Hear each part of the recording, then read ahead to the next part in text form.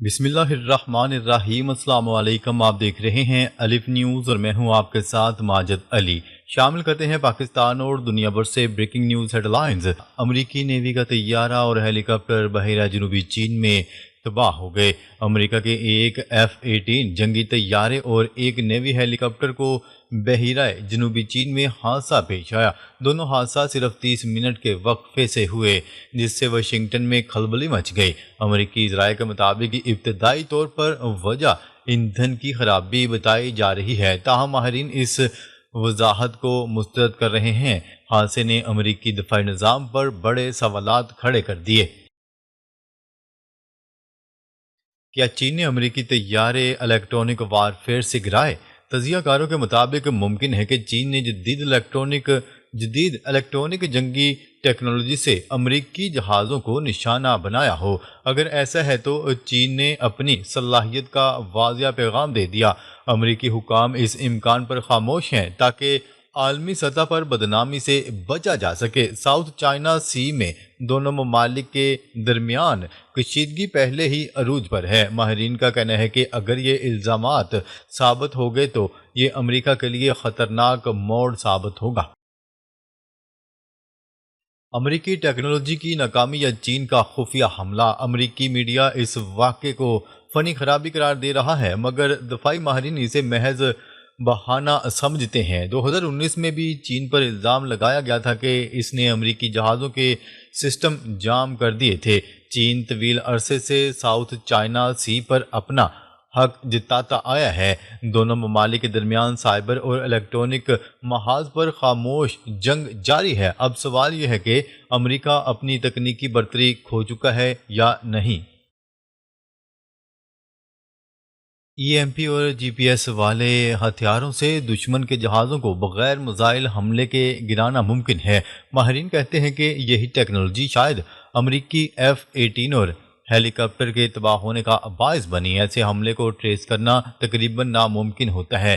چین پہلے بھی بھارت اور دیگر ممالک کے بجلی کے نظام جام کرنے کا الزام بھگت چکا ہے۔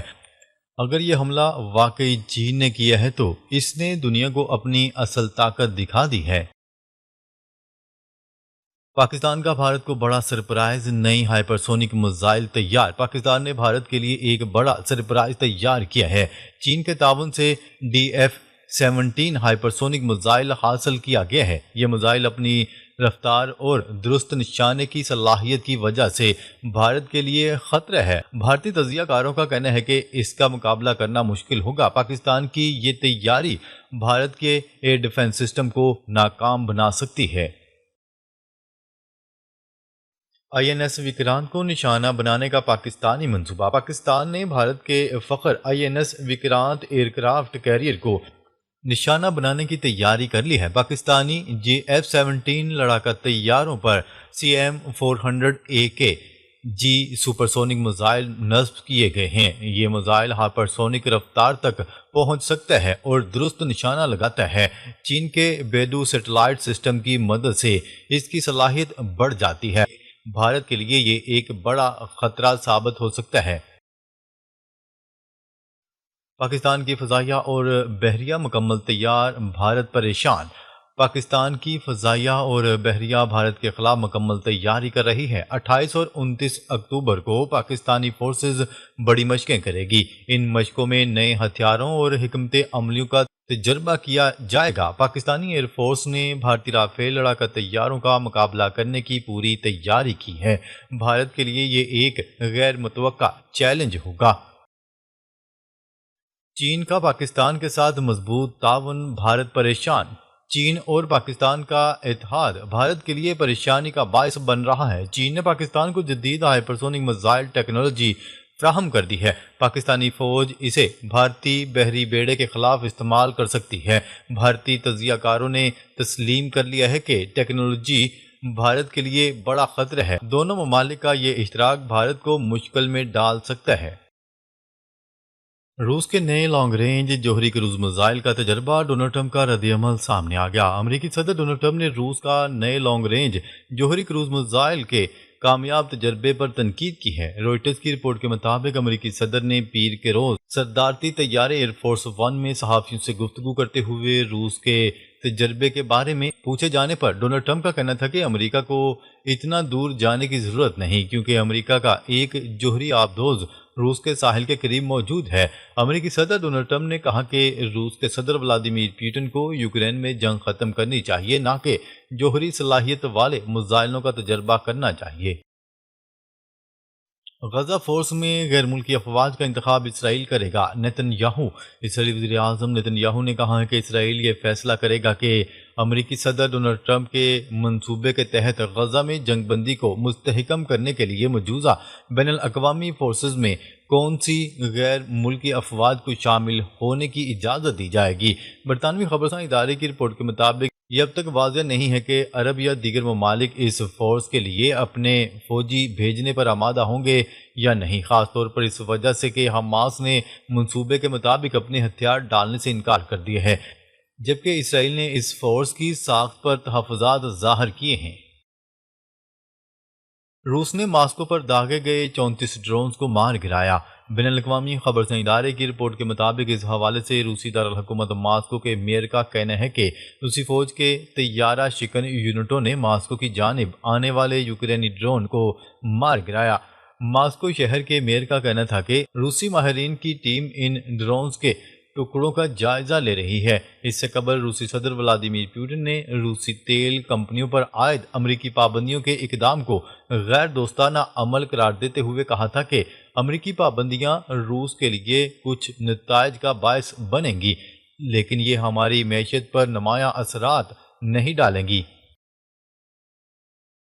اسرائیل کی تاریخ میں سب سے زیادہ عرصے حکمران رہنے والے وزیر اعظم نیتن یاہو پارلیمنٹ میں اکثریت سے محروم ہو چکے ہیں۔ غیر ملکی خبرساں ادارے کی رپورٹ کے مطابق غزہ کے حوالے سے امریکی دباؤ میں امن معاہدہ قبول کرنے والے نیتن یاہو کی تمام تر توجہ اب اگلے انتخابات پر مرکوز ہیں۔ اسرائیلی سیاسی تاریخ میں دائیں بازو کے سب سے بڑے اتحاد کے بلبوتے پر حکمرانی کرنے والے نیتن یاہو رواں سال جولائی میں آرتھوڈکس پارٹی کے اتحاد سے نکل جانے کے بعد اکثریت کھو چکے ہیں اور اب ان کے اتحادی غزہ میں امریکی دباؤ پر جنگ بندی قبول کرنے کی وجہ سے ناراض ہیں۔ امریکہ اور چین کے درمیان تجارتی مذاکرات میں پیش رفت۔ چین اور امریکہ کے درمیان ہونے والے مذاکرات میں مثبت پیش رفت کے بعد دونوں ممالک کے سربراہوں کے درمیان اہم معاہدے پر دستخط کریں گے۔ غیر ملکی خبرساں ادارے کی رپورٹ کے مطابق ملائیشیا میں ہونے والے مذاکرات میں چین اور امریکہ کے درمیان 2019 سے جاری تجارتی جنگ کی شدت میں کمی پر اتفاق کیا گیا، جس کے بعد خیال ظاہر کیا جا رہا ہے کہ دونوں ممالک کے صدروں کے درمیان ہونے والی ملاقات میں باضابطہ معاہدے پر دستخط ہو جائیں گے۔ چیئرمین جوائنٹ چیف کا بنگلہ دیش کا دورہ، دفاعی و فوجی روابط کو وسعت دینے کے عزم کا اعادہ۔ Chairman joint chief of staff committee general Sahir Shamshad Mirza نے بنگلہ دیش کے چیف ایڈوائزر سمیت عسکری حکام سے ملاقاتیں کی، جس میں دو طرفہ تعاون کو مزید وسعت دینے کے عزم کا اعادہ کیا گیا۔ ISPR کے مطابق چین میں joint chief of staff committee general Sahir Shamshad Mirza نے بنگلہ دیش کا سرکاری دورہ کیا، جہاں انہوں نے chief adviser Muhammad Yunus, chief of naval staff air chief marshal Hasan Mahmood Khan اور principal staff officer armed forces division lieutenant general Qamar ul Hassan سے بھی ملاقات کی۔ شعبہ تعلقات عامہ کے مطابق ملاقاتوں میں علاقائی و عالمی سلامتی کی صورتحال اور باہمی دفاعی تعاون پر تفصیلی تبادلہ خیال کیا گیا۔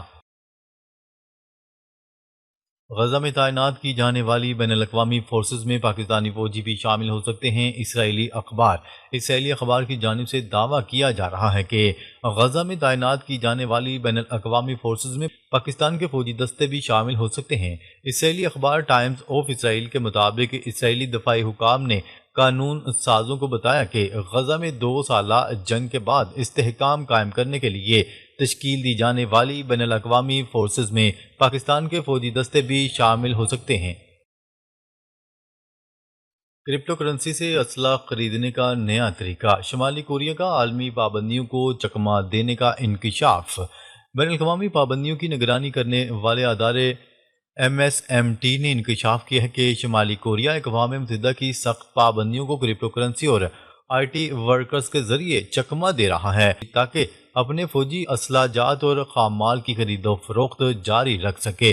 رپورٹ کے مطابق کم جونگ ان کی قیادت میں شمالی کوریا نے گزشتہ برسوں میں سائبر کارروائیوں میں نمایاں اضافہ کیا ہے اور انٹرنیٹ ہیکنگ کو غیر ملکی زر مبادلہ حاصل کرنے کا بڑا ذریعہ بنا لیا ہے۔ کیملا ہیرس نے پھر صدارتی انتخاب لڑنے کا عندیہ دے دیا۔ امریکی نائب صدر اور ڈونلڈ ٹرمپ کے خلاف ڈیموکریٹک صدارتی امیدوار کیملا ہیرس نے ایک بار پھر صدارتی انتخاب لڑنے کا عندیہ دے دیا۔ برطانوی نشریاتی ادارے کو انٹرویو دیتے ہوئے انہوں نے کہا کہ میں نے ابھی اپنا کام مکمل نہیں کیا، میں دوبارہ صدارتی الیکشن لڑ سکتی ہوں۔ امریکہ کی سابق صدارتی امیدوار کا کہنا تھا کہ میں امکانی طور پر ایک دن امریکہ کی صدر ہوں گی اور مجھے اعتماد ہے کہ مستقبل میں وائٹ ہاؤس میں ایک خاتون صدر موجود ہوں گی۔ ناظرین، اب تک کے لیے اتنا ہی۔ مزید خبریں لے کر بہت جلد آپ کی خدمت میں حاضر ہوں گے۔ تب تک کے لیے اپنا خیال رکھیے گا۔ اللہ نگہبان۔